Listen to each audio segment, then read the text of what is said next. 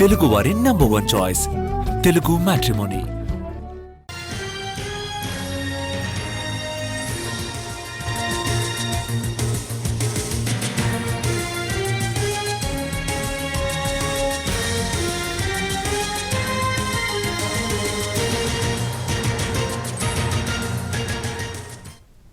మరికొద్ది సేపట్లో మూడో రోజు అసెంబ్లీ సమావేశాలు ప్రారంభం కానున్నాయి. ఈ రోజు కృష్ణా నది జలాల అంశంపై అసెంబ్లీలో షార్ట్ డిస్కషన్ జరగనుంది.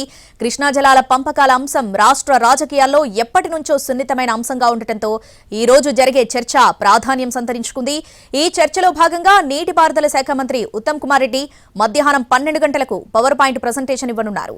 కృష్ణా నదిపై తెలంగాణకున్న హక్కులు, గతంలో జరిగిన అన్యాయాలు, ప్రస్తుత నీటి వినియోగ పరిస్థితి, భవిష్యత్తు కార్యాచరణ పూర్తి అప్డేట్స్ మా ప్రతినిధి చారి అందిస్తారు. అసెంబ్లీలో ఇవాళ 12 గంటలకి పవర్ పాయింట్ ప్రెజెంటేషన్ ఉంది. కృష్ణా జలాలకు సంబంధించినటువంటి వివాదాలన్నిటి మీద కూడా చర్చించాలని ప్రభుత్వం నిర్ణయించింది.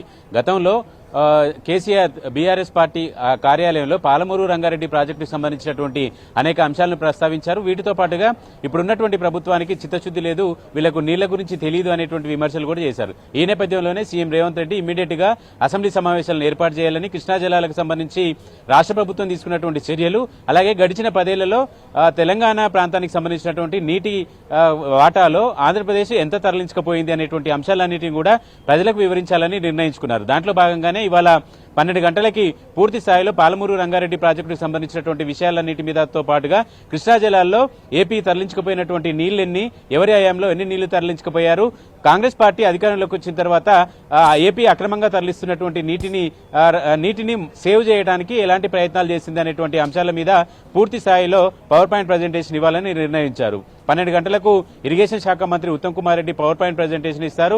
ఆ తర్వాత సీఎం రేవంత్ రెడ్డి కూడా దీని మీద రిప్లై ఇస్తారు. అయితే ఈ రోజు బీఆర్ఎస్ పార్టీకి సంబంధించి సభ్యులంతా కూడా ఇవాళ అసెంబ్లీకి రావద్దని నిర్ణయించుకున్నారు. ఈ సెషన్ లో సభకు రావద్దని నిర్ణయించుకున్నారు. అసెంబ్లీలో స్పీకర్ తమ మాట్లాడేందుకు అవకాశం ఇవ్వట్లేదు కాబట్టి మేము రామని చెప్పేసి తేల్చేశారు. వాళ్ళు బీఆర్ఎస్ పార్టీ ఆఫీసులో పవర్ పాయింట్ ప్రెజెంటేషన్ ఇవ్వాలని నిర్ణయించుకున్నారు. అయితే బీఆర్ఎస్ గైర్హాజరుకు సంబంధించినటువంటి విషయం మీద మంత్రులంతా కూడా సెటైర్లు వేశారు.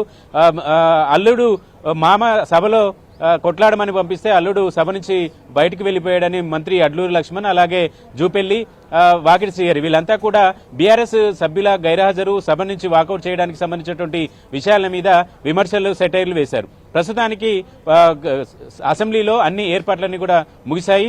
పవర్ పాయింట్ ప్రెజెంటేషన్ కు సంబంధించినటువంటి ఇప్పటికే సభలో ఉన్నటువంటి మంత్రులు, ఎమ్మెల్యేలు అందరికీ కూడా పవర్ పాయింట్ ప్రెజెంటేషన్ కు సంబంధించినటువంటి పూర్తి అవగాహన కలిగించేటువంటి ప్రయత్నంలో భాగంగా ప్రజాభవన్లో అందరికీ ప్రెజెంటేషన్ కూడా ఇచ్చి ఈ పూర్తిగా అందరికీ అవగాహన పరచాలనేటువంటి ఉద్దేశంతో ఉన్నారు. ఇప్పటికీ సభ నిర్వహణకు సంబంధించినటువంటి విషయంలో కూడా మంత్రులంతా ఎవరు గైర్హాజరు అవద్దని చెప్పారు కాబట్టి కాంగ్రెస్ పార్టీకి సంబంధించినటువంటి సభ్యులంతా ఇప్పటికే సభకి చేరుకున్నారు. 12 గంటలకు జరిగేటువంటి చర్చ మీద అంతా ఆసక్తిగా మాత్రం చూస్తున్నారు. Right Chari, thanks for the updates.